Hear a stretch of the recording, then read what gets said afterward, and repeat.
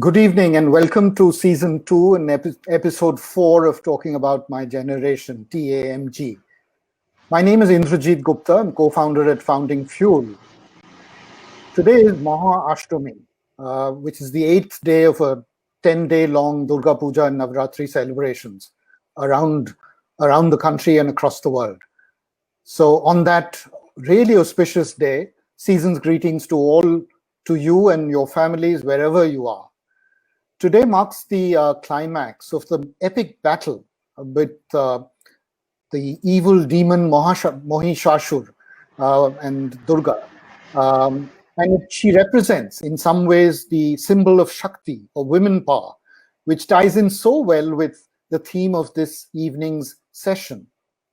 Because the pandemic and the lockdown have presented both new opportunities and challenges for women at work, and hence our theme. What does it mean being a working woman in 2020? And we have our first mother-in-law and daughter-in-law jodi, Sangeeta Mall and Sakshi Katiyar. But before I introduce them, let me share an image of them together from their family album. Wow, that's I think shot at Sakshi's wedding in December 2019 in Rajasthan. And look at how lovely they look. So, hi Sangeeta, how are you? Welcome to the show. Hi IG. Hi IG. Great. So Sangeeta is a novelist and curator and has also been an entrepreneur after graduating from IIM Bangalore. She is based in Bombay. Sakshi, hi Sakshi, how are you? Hi IG. Good, how are you?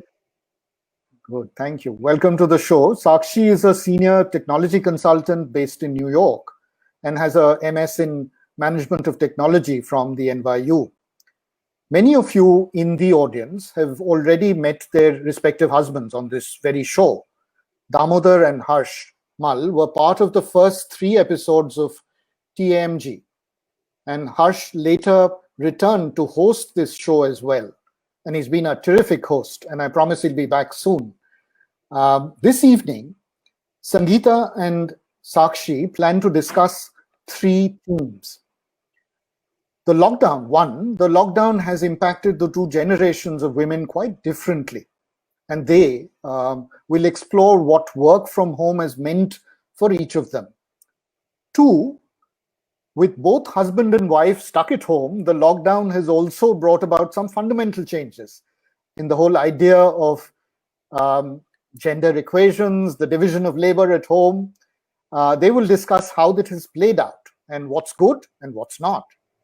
And finally, 3, during the lockdown, business organizations, both in India and the US, have had to adapt and initiate some changes in the way they work. Not all of it is overt, but more informal. So I think they're going to look at what's changed and how this new normal, in some ways, is likely to affect women leaders at all levels. And finally, I think the last thing that part of this 3rd section is whether this new work from home movement is throwing up opportunities for women, particularly in India's small towns. So that's the agenda for this evening. Before I hand it over to the both of them, I'd like to kind of come back later and make some specific announcements and also engage with them in a chat. But till then, I think over to both of you. Thanks, IG. Thanks for that lovely introduction and for having us on TAMG. And to everyone who's in the audience who've joined us today. I see a lot of familiar faces and I look forward to answering all of your comments and questions. And as you can see, the timing of this show has given us a reason to dress up. So to everyone out in the audience, happy Navratri, happy Durga Puja, and hey, happy Halloween. Before we start today's show, I would like to just start with a little story and to say hi to my mother-in-law. Hi, Mummy. Hi, Sakshi. And a big hello to our audience. Mummy, do you remember I was telling you about my colleague, Linda? Yeah, I think so. Isn't she a sort of mentor figure to you in your company? That is right. That's her. We try to catch up on informal coffees virtually here and there every couple of weeks. And I really look up to her because she's really helpful, very bright, and has had a very successful career.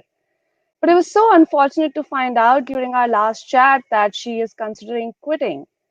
And, she has worked for the company for almost a decade, leading teams and whatnot. So it really came as an unfortunate surprise. I mean, I think it sounds like you're joking. What happened? I wish I was joking, but it turns out that she has really been struggling with this compounding stress of managing home, kids, and chores. And her husband is a doctor, so he can't really work from home. So it really just falls on her shoulders to supervise the kids, online schooling, manage deadlines at work, and whatnot. And there has been an absence of daycare services, and she has no family nearby to take care.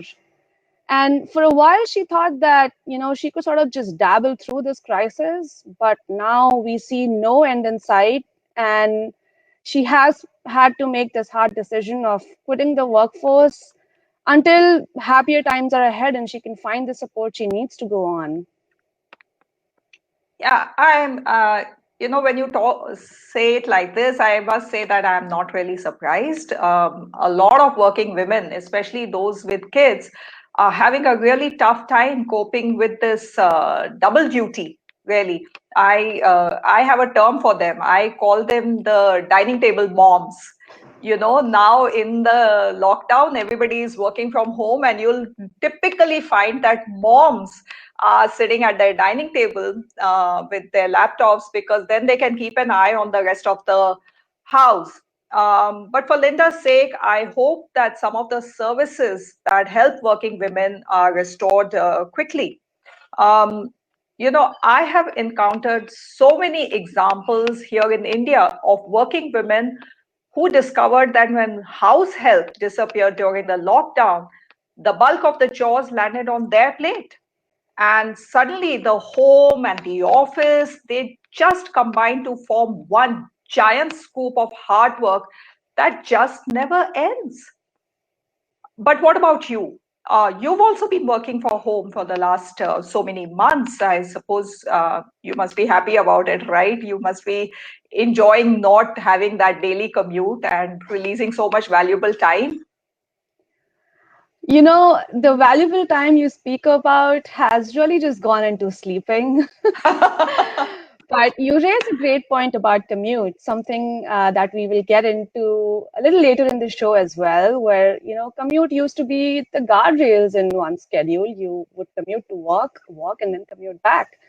And as to getting time to myself, that's what I thought would happen. But it just turns out that when I'm not working for work, I find myself doing chores. Really, I mean, that is incredible, because I would have thought that Harsh would be also participating in all the household work. You're right. He does help out. But I believe that, especially in a stranded situation like this, the bulk of the responsibility of running a household really lands on the shoulders of a woman. In fact, the other day I was reading on McKinsey that while men are stepping up to, take majority of the chores at home, the bulk of it really still remains on the women. I mean, yes, I can agree with that. I think that's absolutely true. But you know what? There is a flip side. And I think the pandemic has been a boon to women like us. Really, that surprises me, and I want to learn a little bit more about that. What do you mean by women like us? Do you mean your generation? That's what I mean. So I'm a writer. I've had flexible timings, although I must say that, I have this fabulous desk at home, but I would still rather go to a pokey office just to get away from home. There's something about the home and the domestic responsibilities that women just are not able to walk away from. Absolutely. I believe that being inside the home just brings the home inside you. That's very well said, Sakshi. Thanks, Mummy. I guess being in the company of a writer has brought some sense of expression in me as well. But to return to the point that I was talking about, women are leaving the workforce in staggering numbers, and this decision has been made easy for them because there is a wide gap in pay between the two genders. So when it comes for women to make that decision of leaving the workforce versus the man, the woman obviously takes that hard decision and leaves. But Yeah. you said something a little different, Mummy, and I want to explore that a bit. Why do you think that 2020 has been such a good thing? So I will talk about women in my cohort, Sakshi, and I mean, I can appreciate and empathize and sympathize with what younger women are going through.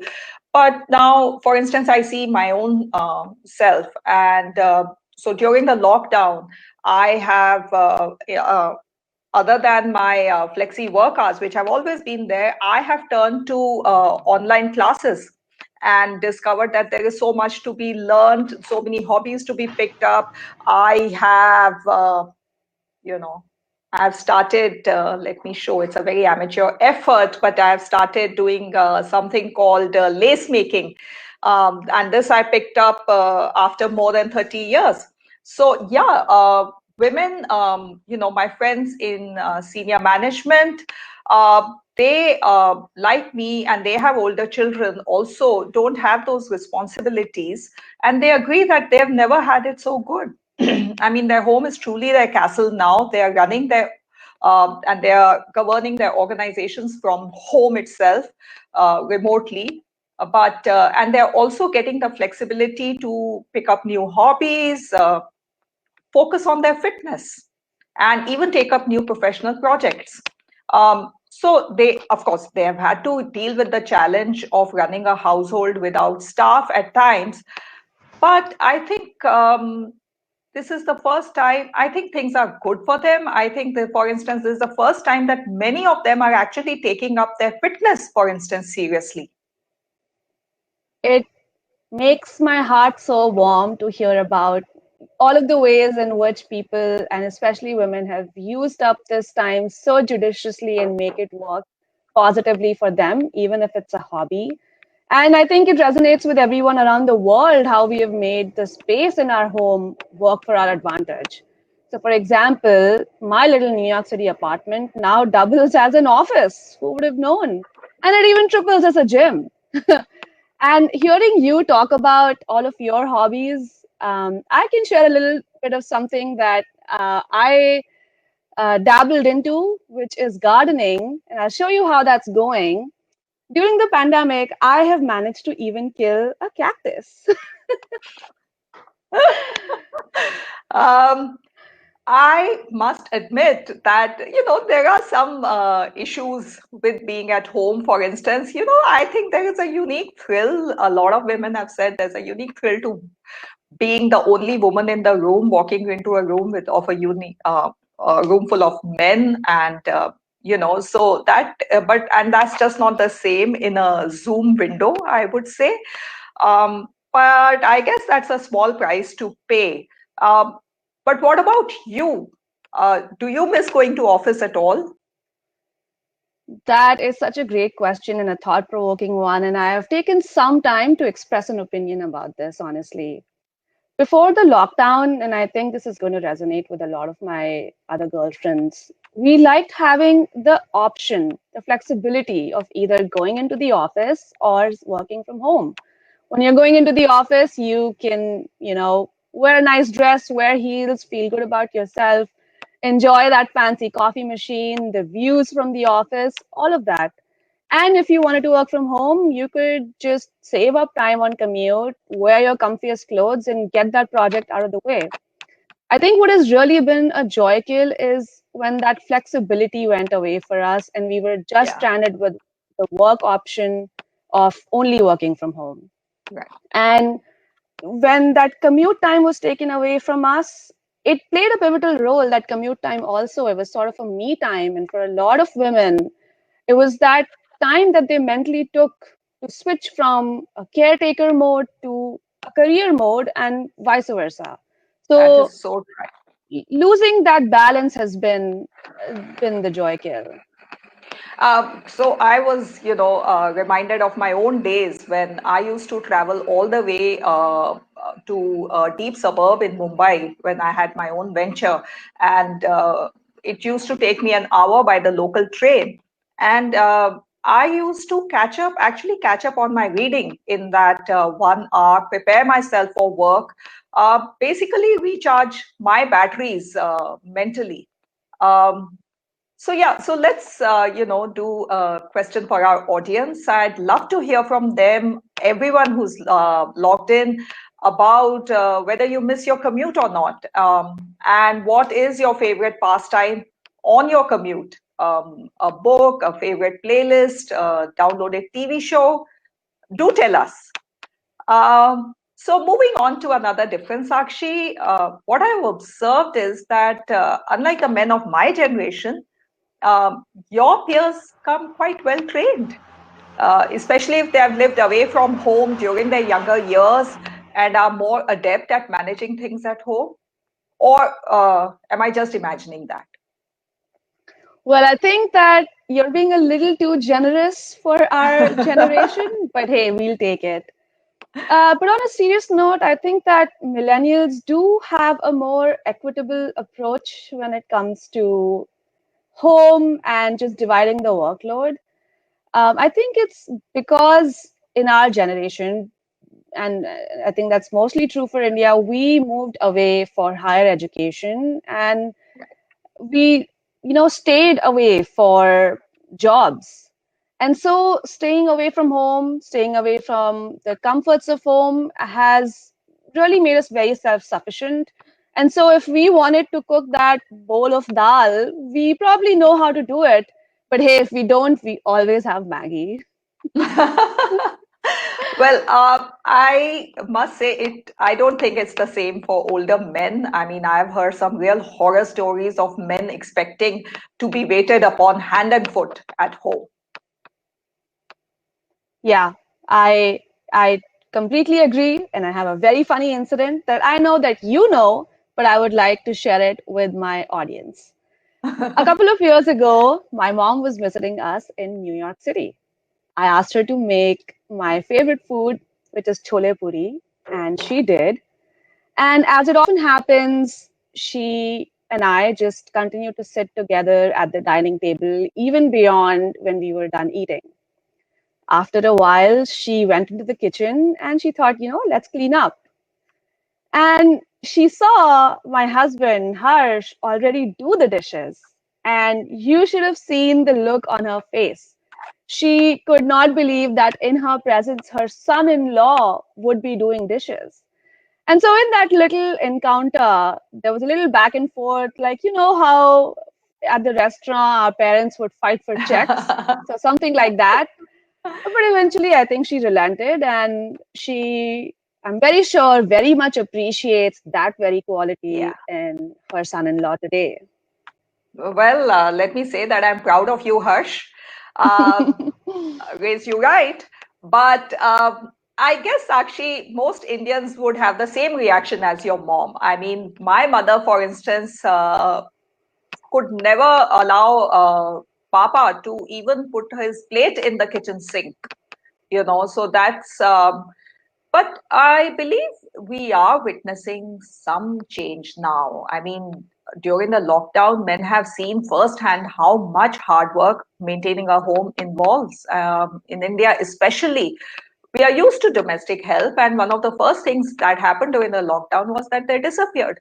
So men had no choice but to step up because it's impossible for one person, for the woman, to handle the entire load herself, all by herself.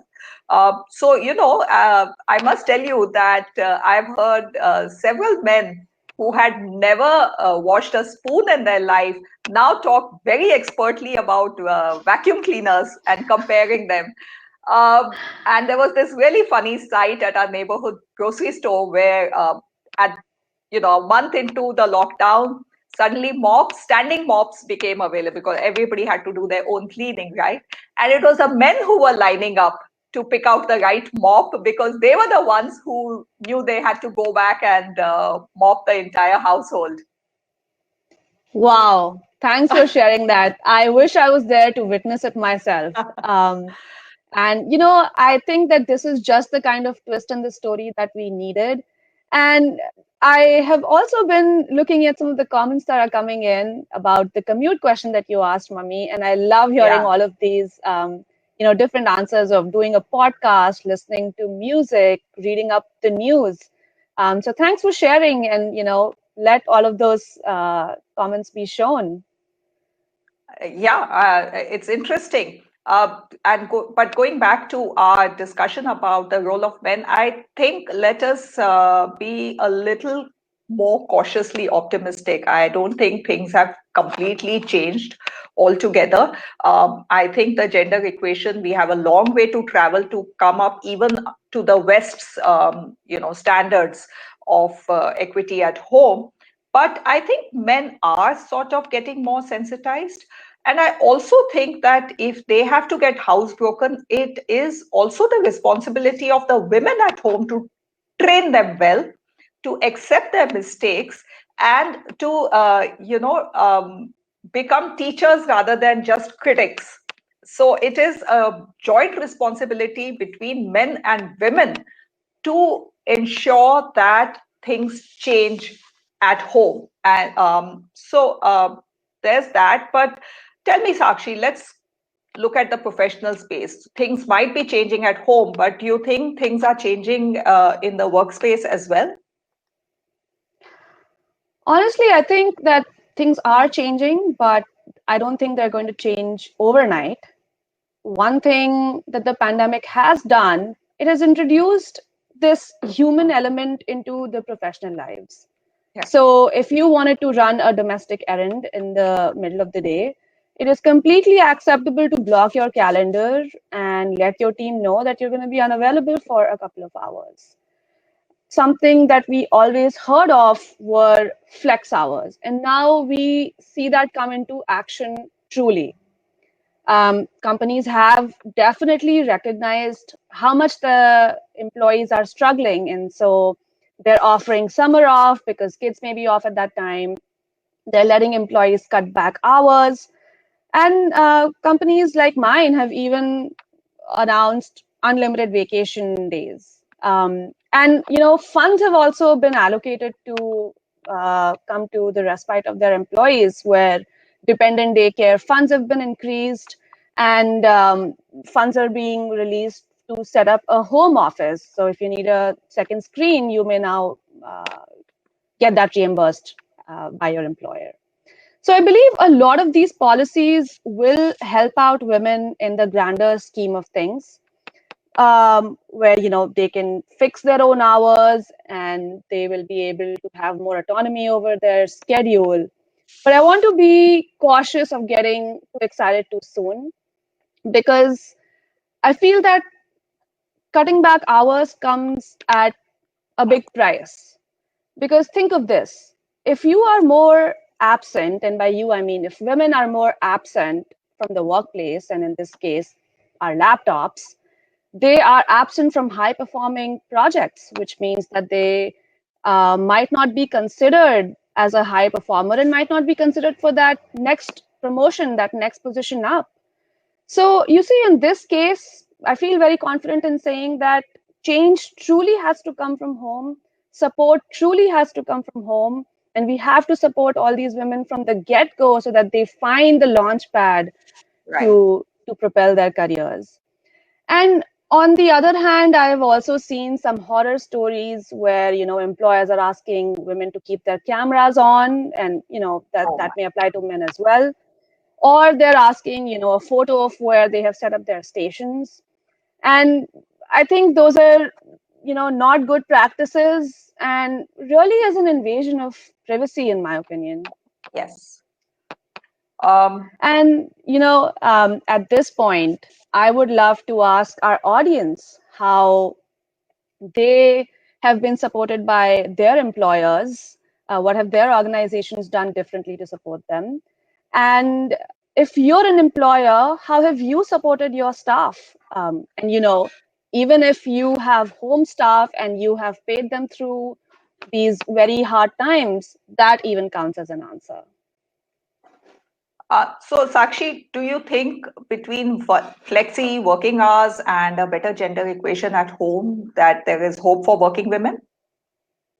I definitely think that there is hope for working women. I think in an ideal scenario, the kids will be able to go back to school and socialize as kids must do, and that the employers and organizations will allow this flexibility of being able to either work from home, or work in the facilities and set up the employees for success. Well, let's hope so. I'm going to add a final point to this conversation. I don't know about the US, but in India, employers were reluctant to hire women because they were afraid of losing them to marriage. You get married, you move away, or because women couldn't work late because of safety issues or commutes or any other constraints. And now none of these things matter. Now, ideally, anyone can do the job if they have the right qualifications.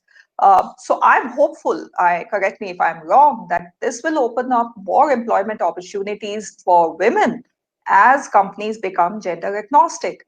So, for instance, there's an e-commerce company startup in Mumbai that I'm associated with, and they have hired a young woman who lives all the way up in Aligarh in the north. She's newly married, comes from a conservative family, is educated. She works for this company as an accountant, and she's about to finish her CA. But I'm thinking that pre-COVID, she would not have found a job, given her situation. But now she is able to negotiate her hours so that she finishes her chores in the morning and is able to come to work from her laptop. That is such a great story. And, I think what you're describing is a gig economy. And like this woman in Aligarh, there are millions of women around us who have the skills and talent and can make it without the corporate grind. And the pandemic has really opened that floodgate of opportunity where employees and employers can match skills rather than just being tied to merely timings and physical locations. And I think for aspiring women, that has certainly taken the pressure off. And as to the point that you make about remote working, um, something very similar has happened in the US, where companies in Silicon Valley have gone on to announce that, earlier in the year when everybody was working remote, that now hiring talent need not be tied to big cities. They will open these positions to everyone around the country and even globe. And that will provide an equal opportunity for every candidate across the world to be considered in that hiring process, which I think is really a step up. I mean, that sounds wonderful. So maybe the pandemic might end up expanding women's choices in the long run, provided both employers and the family step up to adjust to the new normal. That's so well said. And I just want to say amen to that. So At this let's have point, IG back. Yes, let's have IG absolutely. back to join us. Thank you. That was a lovely, riveting conversation. Thank you for that. Really enjoyed this chat. I'm going to dive in. There's lots of comments and some questions as well. But I'd like to start with you, Sakshi, because I think you spoke about this whole aspect of learning to give up, right? And I want to just contrast that with the whole idea of men having to step up as well. Which do you think we need to see more of in a post-lockdown kind of world? We want to see a lot of house help, giving us lots of prepared food and doing all our dishes. I wish. Yeah, I know. I wish too, and I shall give you a little diplomatic answer, which is both. I think it is hard coded in women to just care about empathetic things, childcare, elderly care, maintaining a household. I think I personally have a little bit of getting around to giving up. So a little strategy that I have used is in my line of sight, I keep everything neat and tidy. So during my work day, I don't have to think about anything. And then when I log off, I sort of just walk outwards and see what needs to be done. Okay. Okay. So, Sangeeta, I found one bit which was quite interesting in Sakshi's column, that whole bit about American families kind of moving back with their extended families in some ways and giving up Yeah. The whole concept of nuclear families. Now, Yeah. is this something that I think India, we kind of have an advantage, and we're beginning to realize the how critical living in sometimes with an extended family can be? Has the lockdown shown that? What's your take? So it's not an easy answer. What I can say is that, if one is considering moving back to one's hometown, as we call it, hometown out here, then, places might not have the Wi-Fi connectivity. So it becomes a structural issue on whether to go back or not. Uh, Number two, I do know of a lot of families where your parents or in-laws come in very handy to share the load. But I do know of other families where working women end up looking after the elders in addition to looking after their kids, and that becomes a bit too much to handle. So I have not seen too many families moving back home to be with their parents. I have seen younger women. If we talk about women, I have seen younger women go back to their homes, just to ward off the loneliness of being in the city all by themselves. And, bully for them. I think that's a good thing. Yeah, that's right. So, Sakshi, how is this played out in the families that you know in the US, in New York? Sure, Raji. I think the way I know families in this country is families who are, American families, and then immigrants who may be a husband and wife and don't necessarily have the families with them. We have seen that people in the United States have chosen to give up their high city rents and move back into their parents' house, even if that's a basement. And they get to spend time with their parents, which is a positive thing that they have spun out of this. And on the other hand, it's people like us who long to be with our parents, but we cannot find a flight to get home. We may not allow to be working from outside United States. And so that has really stranded some of the immigrant community, for sure. Yeah. Very interesting. I have a question here from Devashish Bhattacharya, who joins us from UK, and his question is how do well-meaning men win the confidence of the women that their intentions are good and that women won't be penalized in the long run? Who wants to take a stab at it between the both of you? Please, Okay, mommy, you shall. Okay, Devashish, all I can say is define well-meaning, Yeah, but as as I said, I think there has been an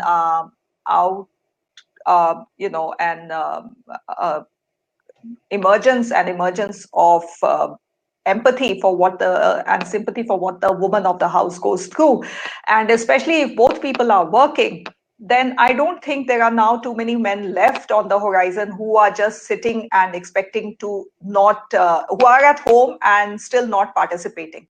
So I think, and then they are figuring out, we are talking about smart people, right? It's not rocket science to wash a few dishes or to, dress the kids up or put them to bed.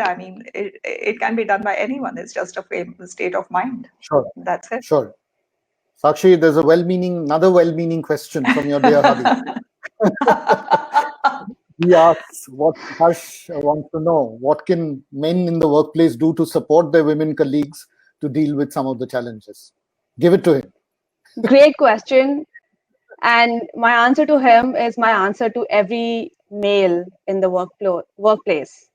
Make table for women, make space for women at the table. Um, Imposter syndrome is a very real thing, and I know it exists in men as well. But depending on your upbringing, your color of the skin, especially in India, where there's a Black Lives Matter movement going on, they may not always feel comfortable about rising to the occasion, speaking up in a certain meeting, even if they have ideas. So support them. Maybe you want to, just get lunch with them, have a one-on-one with them. They will really be very appreciative. Thanks, Harsh, for the great Very question. interesting. So I wanted to follow up on that, and we'd probably be the last question for this evening. A lot of women used to feel excluded because sometimes after work, men head towards a bar, they want a beer, and they usually don't want women around, right? And this is very true of sales organizations and technology companies particularly, right? And the lockdown has changed that. So there is no going out now. But I was just wondering, between the two of you, what have you seen women do to respond through buddy groups and networks of their own that can provide the support that you sometimes need to get a better advice? What have you both seen? Who wants to take a stab at it? Sangeeta, do you want to go first? Yeah, so I can just say, I'm part of this group called Fiki Flow in India. And we are doing so many mentoring exercises, workshops, webinars, calling in experts. And we know, and most of our members are owners of small and medium enterprises. That's the cohort. So we are arranging for their training, improving their skills, improving their understanding of the economic environment, all of that. There's a lot of investment going on in that. And I think this cannot really, so women are learning to invest in themselves. Through these groups, through these networks and groups, they are learning to invest in themselves. They have become far more active. They are entering, philanthropic channels. They are networking on various WhatsApp groups, and they are offering business opportunities to each other. They are basically becoming aware that there are many other entrepreneurs, if we talk about entrepreneurs like them out there, struggling, succeeding, failing, and they are there to help each other out. So, and I don't think this is going to get rolled back even after the lockdown. Probably got momentum. Sakshi, anything that you'd like to add from your perch in New York? Sure. I think this has got to do a lot with life stage and your personal situation. So, someone who lives at home, has kids and maybe even elders to take care of, find it way more overwhelming for somebody, let's say, maybe like me, who is a millennial, lives alone, and don't have that much care to provide. So what I've seen in organizations is this very informal system of checking in on each other. So be it a virtual coffee, be it even an obligatory sort of showing up at happy hours to make sure that your team is doing good. But this is just out of sole concern because women are empathizing with other women, and there is just no mandate. But I think to that also there is a very beautiful human element that people just out of their own concern are checking in on each other. And you reckon that this informality actually works better than having very formal workplace practices that drive, kind of a more egalitarian workplace? 100%. Would that be correct? 100%. It's a more genuine touch. Got it. Yeah. Fantastic. We could have gone on for another half an hour. I know there are lots of questions and comments, and we would have loved to. And it's a lovely topic as well. But we've got to, I think I'm very conscious of the time. So we will continue this conversation on our Slack channel.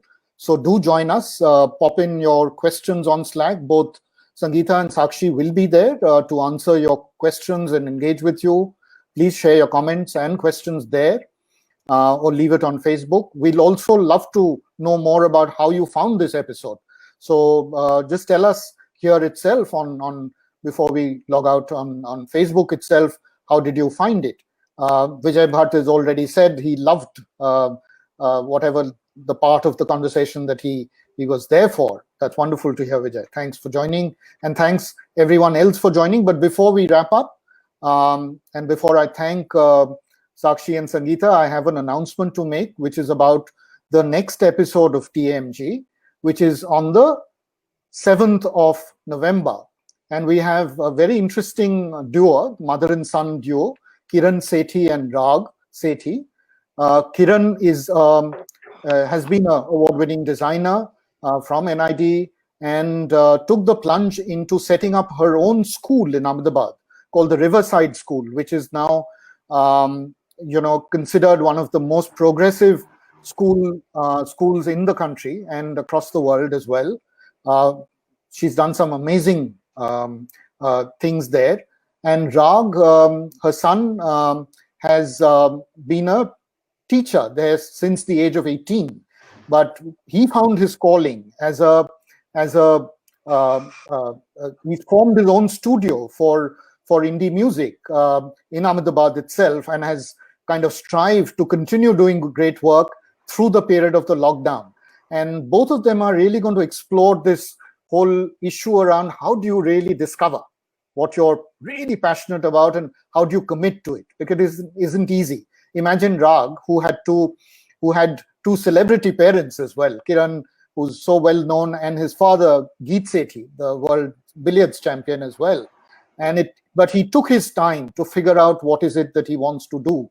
So you'll read about Rag's column very shortly in Founding Fuel, and Kiran will share her perspective through an audiogram, and both of them will join us for a chat on the 7th of November. So do join us for that session. Make sure that you don't miss it. And as a rule, I think we're moving to a fortnightly cycle now, because I think we're quite conscious of the whole idea of webinar fatigue. And we'd like to kind of space it out now instead of and do less. Less is more, and follow that dictum. So you'll see us once every fortnight now, not every week, but we'll keep you posted. Stay in touch, and let's keep this conversation going on Slack. But finally, thank you so much, Sangeeta and Sakshi. It was wonderful having both of you on this show. Thank you, IG, for the opportunity, really. Thanks, IG. This was so much fun. And bye, everyone. Happy Ashtami and happy Halloween to everybody in the US. And now I believe even in India. Yeah. Bye-bye. Thank you so much, and lovely to have everyone joining. Thank you. Bye. Thank you. Bye.